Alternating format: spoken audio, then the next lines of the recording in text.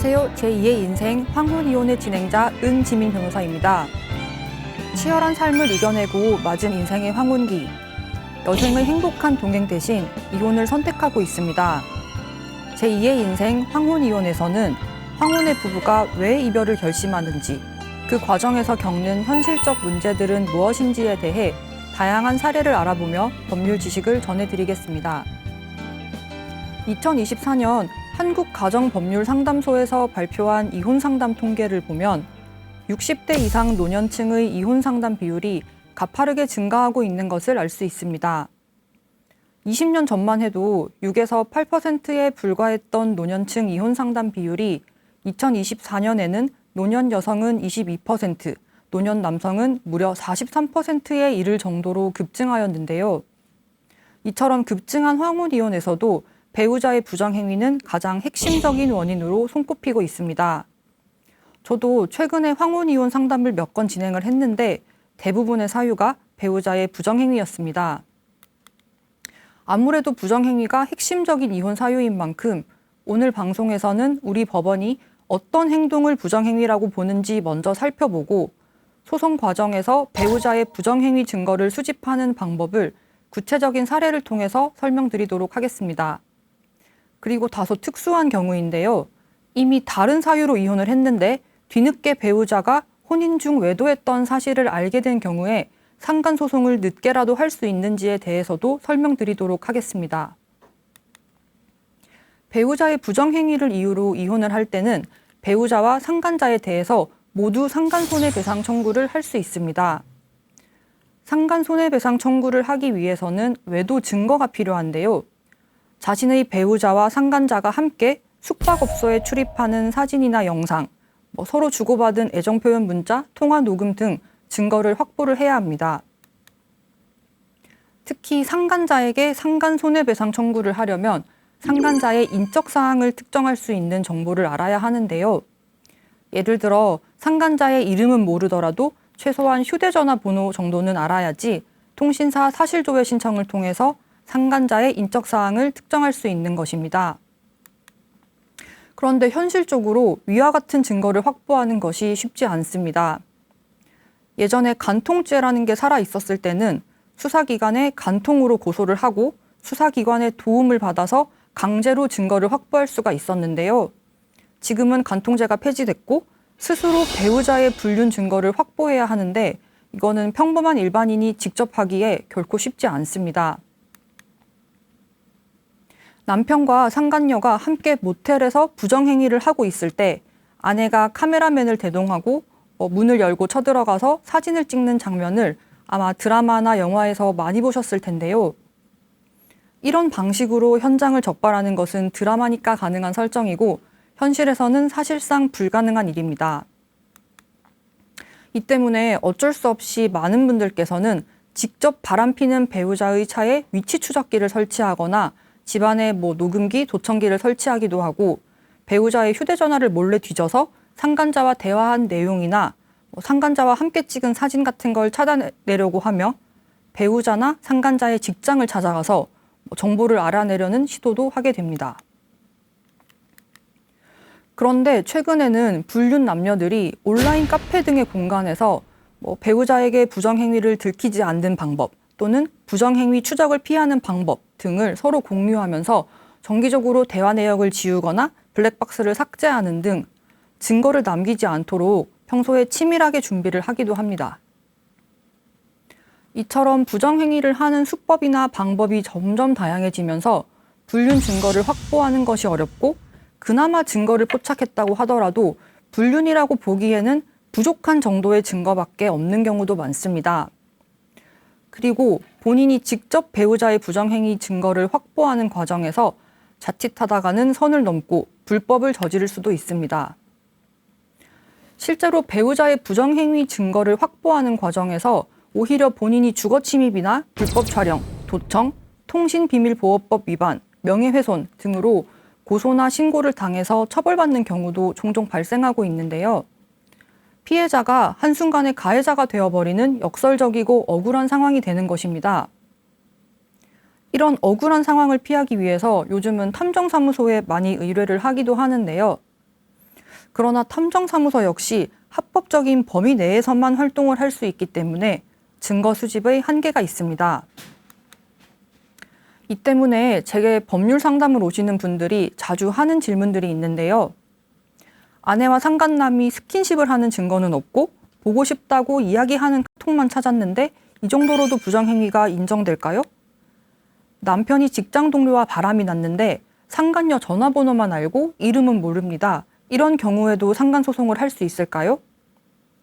아니면 이미 협의 이혼을 했는데 뒤늦게 남편이 바람 폈던 사실을 알게 되었습니다. 너무 억울한데 지금이라도 상간소송을 할 수는 없을까요? 이런 질문들을 많이 주시는데요. 먼저 상간 손해배상 청구의 원인이 되는 부정행위가 정확히 어떤 것인지부터 살펴보도록 하겠습니다. 민법 제826조 제1항은 부부는 동거하며 서로 부양하고 협조할 의무를 진다라고 규정을 하고 있습니다. 대법원 판례는 이 조항에 대해서 부부는 정신적, 육체적, 경제적으로 결합된 공동체로서 서로 협조하고 보호하여 부부 공동생활로서의 혼인이 유지되도록 상호간에 포괄적으로 협력할 의무를 부담하고 그에 관한 권리를 가진다. 이러한 동거 의무 내지 부부 공동생활 유지 의무의 내용으로서 부부는 부정행위를 하지 않아야 하는 성적 성실 의무를 부담한다 라면서 부부 사이에는 동거 및 부양 의무뿐만 아니라 성적 성실 의무도 있다는 점을 명확하게 설시하고 있습니다. 이처럼 우리 법원은 부부 간의 성적 성실 의무를 혼인관계의 본질적인 요소로 보고 이를 위반해서 부부 중 한쪽이 부정행위를 한 경우에 부부의 그 다른 일방은 그로 인해서 배우자가 입은 정신적 고통에 대해서 불법 행위에 의한 손해배상 책임을 지도록 하고 있습니다. 또한 대법원 판례는 부부 간의 성적 성실 의무를 위배하는 부정행위에 대해서 부정행위라 함은 간통을 포함하는 보다 넓은 개념으로서 간통까지는 이르지 않지만 부부의 정조 의무에 충실하지 않은 일체의 부정한 행위가 이에 포함되고 부정한 행위인지의 여부는 구체적 사안에 따라서 그 정도와 상황을 참작하여 평가하여야 한다라고 판시함으로써 부정행위의 범위를 다소 폭넓게 인정하고 있습니다. 즉, 반드시 배우자와 상간자 사이에 성관계가 있어야 하는 것은 아니고 부부 사이의 신뢰를 깰 정도의 행위라면 부정행위로 인정을 하는 것입니다. 우리 법원은 부정행위인지는 구체적인 사안에 따라서 정도와 상황을 참작하여 평가한다는 입장이므로 도대체 정확히 어떤 행동이 부정행위인지 다소 명확하지 않을 수 있습니다. 의뢰인들께서도 성관계는 안 했고 손은 잡았는데 부정행위인가요? 심심해서 어플로 대화만 주고받았는데 불륜이라고 하니까 억울해요와 같은 질문을 많이 하고 계십니다. 그렇다면 실제 사례에서 어떤 행위가 부정행위로 인정되었는지 살펴보도록 하겠습니다. 사건의 주인공은 40대 중반의 평범한 가정주부였고 배우자와 고등학생 때부터 오랫동안 교제를 한 뒤에 결혼을 해서 두 자녀를 낳고 특별한 문제 없는 무난한 결혼 생활을 유지하고 있었습니다. 인테리어 설비 일을 하는 배우자는 잦은 지방 출장으로 바쁜 와중에도 주인공과 두 자녀를 살뜰히 챙기는 평범하고도 책임감 있는 가장이었습니다. 그런데 어느 날 주인공은 인터넷 검색을 하려고 잠시 배우자의 휴대전화를 사용하다가 배우자가 낯선 여성과 메시지를 주고받는 내용을 우연히 발견하게 되었습니다. 배우자와 여성은 보고 싶다, 우리 언제 볼 수 있어? 우리가 결혼했으면 호랑이 닮은 아이를 낳을 수 있었을 텐데 와 같은 애정 표현을 서슴없이 주고받고 있었는데요. 설마 남편이 바람을 필 거라고는 전혀 예상하지도 못한 주인공은 큰 충격을 받고 남편을 추궁했는데 남편은 이 여성과 초등학교 동창회에서 오랜만에 만나서 연락을 했고 둘이서 따로 만난 적은 절대로 없으며 오랜만에 반가워서 메시지를 주고받은 것이 전부라고 변명하였습니다. 주인공은 이 배우자의 휴대전화 메시지함을 전부 뒤져서 이 여성과 주고받은 2달치 대화를 전부 확인을 했는데 실제로 배우자와 여성이 만난 것처럼 보이는 내용은 확인할 수가 없었고 대화 내용 또한 보고 싶다, 저 정도 수위가 전부였습니다. 주인공은 믿었던 배우자의 배신에 이혼을 해야 할지 고민을 하다가 어린 두 자녀를 생각해서 한 번만 용서를 해주기로 하였습니다. 그 대신 배우자와 여성이 다시는 개인적인 연락을 주고받거나 만나지는 못하도록 상간녀에 대해서만 상간손해배상 청구를 진행하기로 하였습니다. 상간손해배상 사건에서 상간녀는 이렇게 항변을 하였습니다. 배우자와 저는 단순히 초등학교 동창 사이로 오랜만에 동창회에서 만나서 반가운 마음에 연락을 주고받았을 뿐 실제로 만난 적이 없기 때문에 부정행위라고 할 수는 없습니다. 그리고 보고 싶다는 말을 한 것은 사실이지만 이 정도는 친구 사이에서도 할 수 있는 것이 아닌가요? 2달 동안 메시지만 주고받고 만나지도 않았기 때문에 부정행위가 아닙니다. 이런 항변을 했습니다. 즉, 상간녀는 이 주인공의 배우자와 친밀한 메시지만 주고받았을 뿐 스킨십을 한 적도 없고 심지어는 만난 적조차 없다는 취지로 항변을 하면서 청구 기각을 요청하였습니다. 그러나 앞서 설명드렸다시피 우리 법원은 부정행위를 간통보다 폭넓게 보고 있는데요. 부정행위가 이루어진 전반적인 상황도 모두 고려하는 것입니다. 재판부에서는 첫 번째, 실제로 배우자와 상간녀가 만나지 않았다고 하더라도 이들이 주고받은 대화는 연인 사이에 할 법한 애정 표현이었던 점. 두 번째, 배우자와 상간녀가 2달 이상 밤낮으로 애정 표현을 주고받았던 점. 세 번째, 배우자와 상간녀 사이의 대화를 본 주인공이 배우자에 대한 신뢰를 상실한 점. 네 번째, 상간녀가 끝까지 자신의 행동을 반성하지 않고 부정행위 자체를 부인하는 점 등을 고려해서 재판부에서는 실제로 만나지는 않고 2달 동안 메시지로 애정 표현만 주고받았다 할지라도 이는 부부의 정조 의무에 충실하지 않은 것이라면서 상간녀에게 손해배상으로 2천만 원을 선고하였습니다. 실제로 만나지 않고 전화나 메시지, SNS로 애정 표현만 주고받는 랜선 바람의 경우에도 부정행위로 인정하고 있습니다. 그리고 실제로 만남까지 이르지는 않았더라도 배우자 몰래 데이팅 어플에 가입해서 활동을 하거나 전화통화로 성적인 말을 주고받는 경우에도 부정행위라고 본 경우가 있습니다. 즉, 문제되는 행위가 부부 사이의 정조 의무에 충실하였는지, 부부 사이에 신뢰를 해할 만하였는지가 기준이 있고 실제로 만났는지 또는 스킨십이 있었는지 여부는 크게 핵심적인 것은 아닙니다. 방금 말씀드린 사례의 주인공은 배우자와 상간녀가 주고받은 메시지를 확인한 순간 증거를 확보하기 위해서 이를 전부 사진으로 촬영을 해두었습니다. 그러고 부정행위를 용서해주는 조건으로 배우자로부터 상간녀의 이름, 전화번호, 주소를 제공받았기 때문에 상간손해배상에서 충분히 활용해서 문제없이 소송을 진행할 수 있었습니다.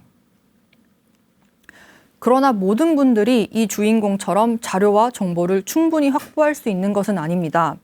보통은 불륜 증거는커녕 상간자 이름, 전화번호와 같은 인적사항조차 알아내는 것이 쉽지 않은데요.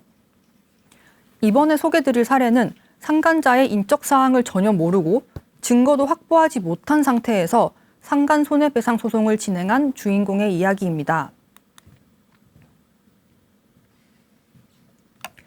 사건의 주인공인 남성은 40대 중반의 평범한 직장인으로 약 20년 동안 무난한 혼인 생활을 유지하고 있었습니다. 배우자와의 사이에는 3 자녀를 두고 있었는데요. 내향적이고 가정적인 주인공과는 달리 보험사 영업사원이었던 배우자는 매우 외향적인 성격으로 직업 특성상 외근이 잦았고 술자리 또한 자주 참석했으며 일요일은 교회를 간다며 하루 종일 외출하기도 했습니다. 주인공은 배우자의 잦은 술자리를 업무의 연장선이라고 이해를 했고 배우자가 외근이나 교회를 갈 때면 종종 6살짜리 막내를 데려갔기 때문에 주인공으로서는 배우자를 전혀 의심하지 못했는데요. 그런데 어느 날 주인공은 막내가 처음 보는 장난감을 갖고 놀고 있는 것을 보고 엄마가 사준 거냐고 물었는데 막내가 우물쭈물하더니 슈퍼맨 아저씨가 사줬는데 엄마가 말하지 말라고 했어 라고 대답을 했습니다. 주인공은 이 슈퍼맨 아저씨가 누군지 물었는데 막내는 고개만 저으며 엄마가 말하지 말랬다고 더 이상 대답을 하지 않았습니다. 뭔가 이상하다고 생각한 주인공은 그때부터 배우자의 행동을 살펴보기 시작했습니다. 의심을 해서 그런지 주인공은 외근을 간다 혹은 교회에 간다는 배우자의 행동이 평소와는 다르게 매우 부자연스럽게 느껴졌는데요. 이에 주인공은 렌트카를 빌려서 배우자가 외근을 갈 때나 교회에 간다고 할 때 몰래 따라가 보기로 했습니다. 일요일 오전, 배우자는 교회에 간다며 외출했고 주인공은 미리 빌려둔 렌트카를 이용해서 배우자를 몰래 따라가기 시작했습니다. 배우자는 쇼핑몰 지하 주차장에 자신의 차를 주차한 뒤 낯선 남성을 만나서 그 남성의 차에 탑승을 했고 모텔이 모여있는 인근 지역으로 이동을 하기 시작했습니다. 주인공은 배우자와 낯선 남성이 모텔촌으로 들어가는 것을 보고 머리가 새하얘질 정도의 충격을 받았고 한동안 움직이지 못했다고 합니다. 이 때문에 주인공은 배우자와 남성이 어느 모텔 주차장으로 이동하였는지는 놓치고 말았는데요.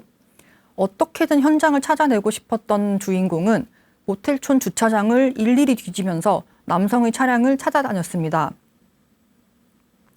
결국 한참 시간이 지난 뒤에 한 모텔 주차장에 주차된 낯선 남성의 차량을 확인하게 되었는데요. 주인공은 그것을 보고 배우자가 그동안 외근을 다녀온다, 교회에 간다, 회식을 한다, 이런 거짓말을 하고 외도를 하고 있었다는 사실을 깨닫게 되었습니다. 큰 충격을 받고 귀가한 주인공은 막내를 불러서 장난감을 선물해준 슈퍼맨 아저씨가 도대체 누구인지 차근차근 물어보았는데요. 배우자가 상간남을 만나러 갈 때 막내를 몇 번 데리고 갔고 그 슈퍼맨 아저씨라는 상간남이 막내에게 장난감을 사주면서 아빠에게는 말하지 말라, 그러니까 주인공에는 비밀로 하라고 했던 것이었습니다. 주인공은 어린 세 자녀들이 엄마 없이 자라는 것보다는 자신이 한 번만 참으면 된다는 생각에 처음에는 배우자를 용서하려고 했습니다. 그런데 배우자가 불륜 현장에 6살짜리 막내를 데려갔다는 사실에 생각이 미치자 오히려 이런 엄마 밑에서 자녀들을 양육하는 것이 자녀들의 가치관 형성에 더 부정적일 것이라 판단을 했습니다. 결국 주인공은 이혼을 결심하고 배우자에 대한 이혼 소송과 상간남에 대한 상간 손해배상 소송을 진행하기로 하였습니다. 그런데 두 가지 문제가 있었습니다. 첫 번째 문제는 불륜 증거 자료가 없었다는 점이고 두 번째 문제는 상간남의 인적 사항을 전혀 모른다는 점이었습니다. 주인공은 배우자가 쇼핑몰 주차장에서 상간남의 차량으로 옮겨 타는 장면은 사진으로 찍었는데 배우자와 상간남이 함께 모텔에 들어가고 나오는 장면까지는 촬영을 하지 못했던 것이었죠. 그리고 주인공은 상간남의 인적 사항은커녕 이름조차 알지 못하였습니다. 인적 사항을 알지 못하면 상간 소장을 누구에게 송달해야 하는지, 어디로 송달해야 되는지 결정할 수가 없기 때문에 최소한 전화번호 정도는 알고 있어야 되는데 주인공으로서는 이를 알 방법이 전혀 없었습니다. 배우자를 추궁할 수도 있었지만 부정행위 증거를 확보하지 못한 주인공으로서는 혹시 자신이 배우자를 추궁했을 때 배우자가 외도 증거를 은폐해버릴 위험도 있었습니다. 이런 위험을 감수할 수 없었던 주인공은 다른 방법으로 증거를 확보해야 했는데요. 우선 주인공은 배우자와 상간남이 모텔에 출입한 증거를 확보하기 위하여 법원에 모텔 CCTV 영상에 대해서 증거보전 신청을 하였습니다. 증거보전이란 본래의 증거조사 기일 전에 미리 증거조사를 하지 않으면 그 증거를 사용하기 곤란할 사정이 있는 경우에 미리 증거를 확보해 두는 절차인데요. 민사소송법 375조에 규정되어 있습니다. 증거보전은 주로 증거물이 훼손되거나 멸실될 우려가 있을 때, 증인이 이민을 앞두고 있거나 질병 등으로 인하여 사망할 우려가 있을 때, 이런 경우에 많이 하게 됩니다. 통상적으로 모텔 CCTV 영상은 보관 기간이 짧기 때문에 상간 손해배상 소송을 진행하는 도중에 영상이 삭제될 위험이 있어서 미리 증거 보존을 해두는 것이 좋습니다. 증명할 사실과 보존하고자 하는 증거, 그리고 보존의 필요성을 기재를 해서 영상이 존재하고 있는 장소를 관할하는 법원에다가 신청서를 제출하면 됩니다. 그런데 무작정 몇 월 며칠부터 몇 월 며칠까지의 영상 전부를 보전해 달라라고 하면 재판부에서 받아들이지 않기 때문에 몇 월 며칠 오후 4시부터 오후 8시 사이 이 정도로 가능한 날짜와 시간을 특정을 해서 청구를 해야 합니다. 그리고 아무런 증거 없이 단순히 배우자가 바람을 피는 것 같다라는 의심만으로는 증거 보전 신청을 해도 법원이 인용을 해주지 않기 때문에 배우자가 외도를 하고 있다고 볼 만한 최소한의 증거는 제출을 해야 합니다. 본인이 직접 모텔 관리인에게 영상을 요청해서 모텔 측에서 자발적으로 영상을 제공하는 경우도 종종 있습니다. 그러나 제가 사건을 진행을 해보면 아무래도 모텔 입장에서는 고객 개인정보 유출도 걱정이 되고 괜히 영상을 제공했다가 분쟁에 휘말리게 될까 봐 영상 제공을 꺼리는 경우가 많습니다. 예전에 제가 했던 사건에서 처음에 모텔 주인은 법원에서 증거 보전 결정이 나오기 전에는 절대 영상을 못 준다고 했었는데요. 제 의뢰인이 모텔에 찾아가서 울면서 빌고 했더니 모텔 주인이 마음이 약해져서 자발적으로 영상을 제공을 해줬던 적도 있기는 합니다. 어쨌든 대부분의 경우에는 이렇게 영상을 제공하지 않기 때문에 법원으로부터 증거 보전 결정문을 받아서 공식적으로 영상을 제공받는 것이 효율적입니다. 이 사례의 주인공은 배우자와 상간남 사이의 부정행위에 대해서 아무런 증거가 없었기 때문에 최대한 빠르게 모텔 CCTV 영상을 확보해서 부정행위 증거를 찾아내는 것이 급선무였습니다. 주인공이 급한 마음에 모텔 관리인을 찾아가서 영상을 달라고 간곡히 부탁을 했는데 역시나 모텔 측에서는 이런 문제에 엮이고 싶지 않다면서 영상을 줄 수 없다고 처음에는 거절했습니다. 그래서 주인공은 어쩔 수 없이 증거보전 신청을 통해서 영상을 확보할 수밖에 없었는데요. 제가 앞서 증거보전 신청을 할 때 최소한의 증거는 있어야 한다고 말씀을 드렸지요. 주인공은 다른 증거는 없었지만 다행히 배우자와 상간남이 쇼핑몰 주차장에서 함께 차를 타고 모텔촌으로 이동하는 사진은 찍어두었기 때문에 이 사진을 증거로 증거보전 신청에 제출했습니다. 그리고 주인공은 배우자와 상간남이 모텔촌으로 이동한 정확한 시각도 알고 있었기 때문에 해당 시각 전후 1시간 사이에 촬영된 모텔 현관, 주차장, 객실 복도 등 모든 CCTV 영상에 대해서 증거 보전 신청을 했습니다. 그래서 결국 모텔로부터 영상을 제공받았는데요. 이 영상을 확인한 결과 배우자와 상간남이 모텔 주차장에서부터 객실 복도까지 함께 이동하는 모습이 녹화되어 있었습니다. 그 다음으로는 상간남의 인적 사항을 특정해야 됐는데 주인공이 알고 있는 것은 상간남이 모텔에 타고 간 자동차 번호뿐이었습니다. 이렇게 자동차 번호만 아는 경우에는 법원에 사실조회 신청을 우선 해야 되는데요. 내가 상간남을 상대로 상간소송을 하려고 하는데 이름도 주소도 전화번호도 아무것도 모른다. 다만 상간남 자동차 번호는 알고 있으니까 해당 자동차 번호로 가입된 사람의 인적 사항을 알려달라라는 의미입니다. 자동차 번호만 알고 있다면 차량 등록 사업소를 통해서 차주의 이름과 주민번호, 주소 등 인적 사항을 전부 알아낼 수 있습니다. 법원에 사실조회 신청을 하게 되면 차량 등록 사업소에서는 해당 차량의 자동차 등록 원부를 법원에 제출을 하게 되고 이를 기반으로 차주의 인적 사항을 확인하고 소장을 상간남에게 송달시킬 수 있는 것입니다. 이렇게 주인공은 증거 보전 신청을 통해서 배우자와 상간남이 모텔 객실까지 출입하는 영상을 확보했고 사실조회 신청을 통해서 상간남의 이름과 주민번호, 주소 등 인적 사항을 알아내서 이를 바탕으로 소송을 진행했습니다. 이 사건의 경우에는 주인공과 배우자의 혼인 기간이 길고 어린 자녀들이 있었으며 배우자와 상간남이 함께 모텔 객실에 출입하는 확실한 증거 자료가 있었던 만큼 손해배상액이 5천만 원 인정되었습니다. 이 사례와는 달리 이번에 소개드릴 사례는 배우자의 부정행위 사실을 전혀 모른 채 다른 이유로 이혼 소송을 진행하던 중 우연히 배우자가 외도를 하고 있었다는 사실을 알게 된 이야기입니다. 사건의 주인공은 60대 후반의 여성으로 45년이라는 매우 긴 시간 동안 혼인 생활을 유지하고 있는 가정주부였습니다. 배우자가 상당히 권위적이고 가부장적인 성향이라 주인공은 혼인 생활 내내 배우자와 갈등을 일으켰고, 성장한 두 자녀가 결혼해서 분가한 후부터는 서로 각방을 쓰며 대면대면한 사이로 지냈습니다. 그런데 배우자가 어느 순간부터 외모 치장에 신경을 쓰더니 주인공이 사준 것이 아닌 속옷이나 양말을 착용하고 귀가하는 일이 자주 일어났습니다.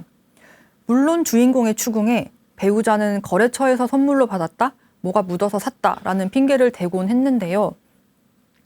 주인공은 혹시 배우자가 외도하는 것은 아닌지 의심은 들었지만 기계 조작에 서툴렀던 주인공으로서는 배우자의 휴대전화를 보거나 블랙박스를 확인할 생각조차 하지 못했습니다.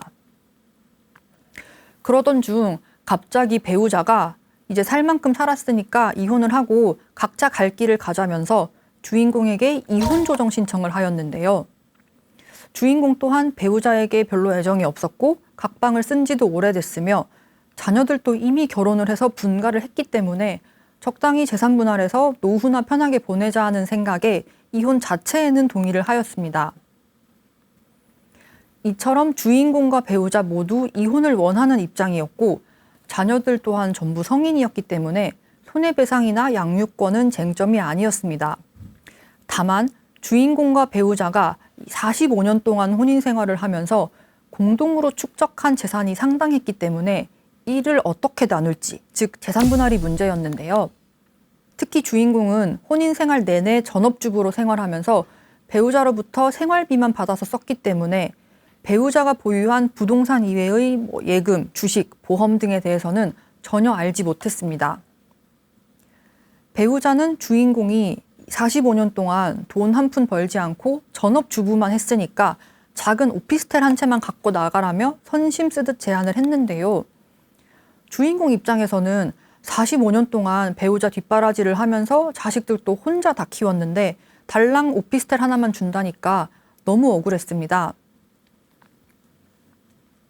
이렇게 주인공과 배우자가 각각 재산 분할로 원하는 금액이 상당히 차이가 났기 때문에 결국 조정은 결렬되었고 이혼 소송 절차가 시작되었습니다.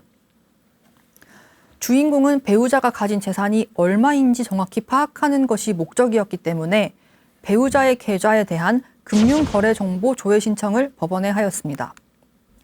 잠깐 설명드리자면 금융거래정보 조회 신청이란 이혼 소송에서 공동재산을 확인하기 위한 방법입니다. 이 사례의 주인공처럼 배우자가 보유한 재산이 어느 정도인지 정확히 알지 못하는 경우에 재산 상태를 확인하기 위한 절차인데요. 개인이 직접 배우자의 재산 상태를 조회할 수 있는 방법은 없기 때문에 법원에 대신 조회 신청을 해서 법원이 은행과 같은 금융기관에 공문을 보내서 강제로 재산 상태를 확인하는 절차입니다. 금융거래정보 조회 신청을 하려면 조회 기간을 특정해야 합니다. 예를 들어 2010년부터 2025년까지 15년 동안의 거래 내역을 조회해달라고 하면 법원에서 너무 길기도 하고 15년치 재산을 볼 필요까지는 없다는 이유로 허가를 잘 해주지 않습니다.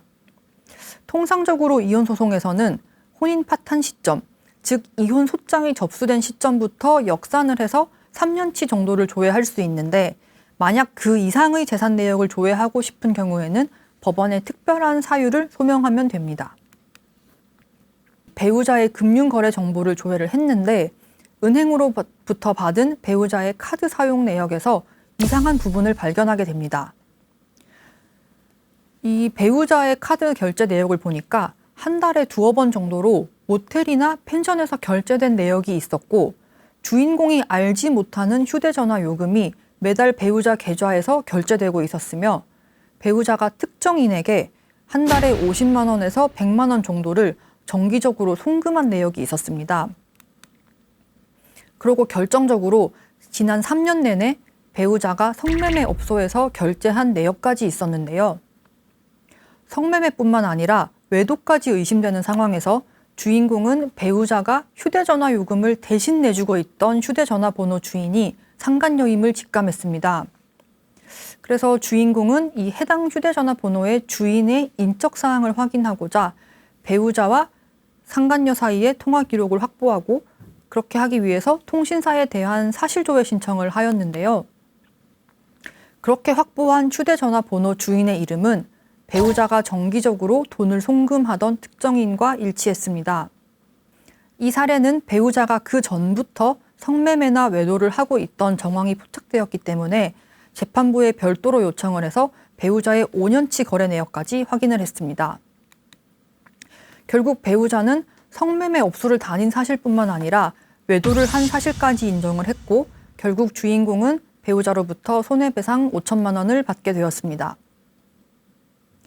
그리고 배우자가 4, 5년 동안 성매매와 외도를 하면서 사용한 금액을 전부 정리했더니 무려 1억 원이 넘었는데요.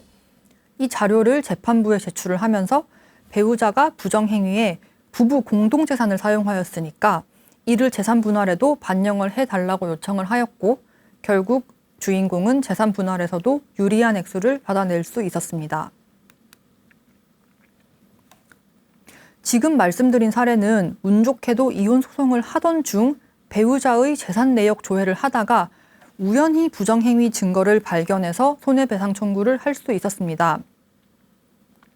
그런데 배우자의 부정행위를 알지 못한 채 다른 사유로 이혼을 했다가 뒤늦게 배우자가 혼인 중 부정행위를 하고 있었다는 사실을 알게 된 경우에는 과연 뒤늦은 손해배상 청구를 할 수 있는지가 문제가 됩니다. 부정행위를 이유로 손해배상 청구를 하려면 이 부정행위로 인하여 혼인관계가 파탄에 이르렀다는 점을 증명해야 합니다. 그래서 상간 손해배상 청구 소송을 하게 되면 상간자 측에서는 이미 부부 사이의 혼인관계는 부정행위를 하기 전부터 파탄나 있었다는 항변을 하게 됩니다. 그런데 부부 사이에 다툼이 잦았다 하더라도 여느 부부 사이에 일어나는 다툼이었을 수도 있고 부부 사이가 소원했다 하더라도 이게 과연 혼인 파탄에 이를 정도였는지는 단정하기 어렵습니다. 그리고 보통 혼인이 파탄날 때는 복합적인 이유가 있기 때문에 배우자가 바람을 펴서 이혼하게 됐다처럼 딱 하나의 사유를 특정하기는 쉽지 않습니다. 그래서 부부 사이에 다툼이 잦았고 그로 인해서 협의 이혼을 했는데 뒤늦게 이 전 배우자가 혼인 중에 부정행위를 했다는 사실을 알게 되면 대부분 상간 손해배상 청구를 할 수 있습니다.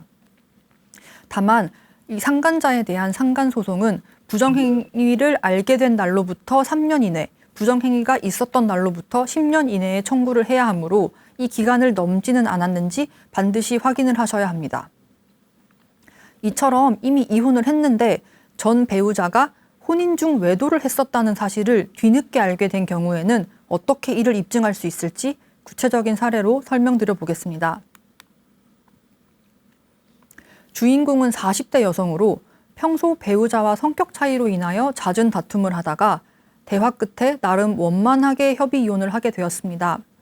주인공과 배우자는 서로 위자료 없이 적당히 재산 분할을 하는 것으로 합의를 했고 양육권 문제도 합의가 되었습니다. 이렇게 협의 이혼을 마치고 집 정리를 하던 중 주인공은 배우자가 예전에 사용하던 노트북을 발견하고 자신이 사용하기 위해서 열어보았습니다. 그런데 주인공은 이 노트북 안에서 배우자와 다른 여성이 함께 촬영한 수백 장의 사진을 발견하게 되었는데요. 이 여성은 주인공도 아는 사람으로 이 전 배우자의 직장 동료라면서 몇 번 인사까지 한 사이였습니다. 배우자와 이 여성이 함께 촬영한 사진은 주인공과 배우자가 혼인 생활을 하던 중에 촬영된 사진으로 보였고 일부는 해외에서 촬영된 것으로 보이는 사진들도 있었습니다. 배우자가 혼인 중에 외도를 하고 있었다는 사실을 알게 된 주인공은 충격을 받고 괘씸한 마음에 뒤늦게라도 상간 손해배상 소송을 진행하기로 마음먹었습니다. 당연하게도 상간녀 측에서는 이혼이 마무리되기 전에 주인공의 배우자와 만난 것은 사실이지만 자신이 주인공의 배우자와 부정행위를 하기 전부터 주인공과 배우자는 잦은 다툼과 성격 차이로 이혼 얘기를 하고 있었다는 취지로 항변을 하였습니다. 일단 주인공은 이 사진들이 주인공과 배우자가 혼인 생활을 하던 중에 촬영되었다는 점을 입증을 해야 했습니다. 이를 위하여 주인공은 배우자와 상간녀의 출입국 기록을 확인하기 위해서 출입국 관리사무소에 사실조회 신청을 하였는데요. 그 결과 배우자와 상간녀가 같은 날짜에 함께 출국을 했다가 입국을 한 기록을 확보할 수 있었습니다. 그리고 주인공은 배우자와 상간녀의 항공권 예매 내역, 결제 내역, 탑승 정보 등을 확인하기 위해서 항공사에 대해서도 사실조회 신청을 했는데요. 결국 두 사람이 같은 날, 같은 항공기를 이용을 했고 심지어 나란히 붙은 좌석까지 이용했다는 사실을 알아낼 수 있었습니다. 결국 주인공은 전 배우자와 상간녀가 함께 해외여행을 다녀왔다는 사실을 토대로 이혼하기 한참 전부터 배우자와 상간녀가 부정행위를 하고 있었다는 사실을 입증해서 위자료 3천만 원을 받아낼 수 있었습니다. 오늘은 다양한 사례를 통해서 우리 법원이 어떤 행위를 부정행위로 인정하는지, 부정행위 증거를 소송 과정에서 어떤 방법으로 수집할 수 있는지, 상간자 인적사항을 모를 때 어떤 방법으로 알아낼 수 있는지 살펴보았고, 이혼한 이후에 뒤늦게 배우자의 부정행위를 알아차렸을 때에도 상간소송을 할 수 있는지 알아보았습니다. 마지막으로 강조드리지만 우리 법원이 인정하는 부정행위는 상당히 폭넓은 개념입니다. 부부 사이의 정조 의무, 성적 성실 의무를 해하는 행위를 포괄하여 부정행위로 본다고 말씀을 드렸는데요. 애정 표현이 섞인 메시지를 주고받는 것, 데이팅 어플에 가입해서 활동하는 것 그 자체로도 부정행위가 될 수 있기 때문에 부부 사이의 신뢰를 해하지 않도록 조심할 필요가 있겠습니다.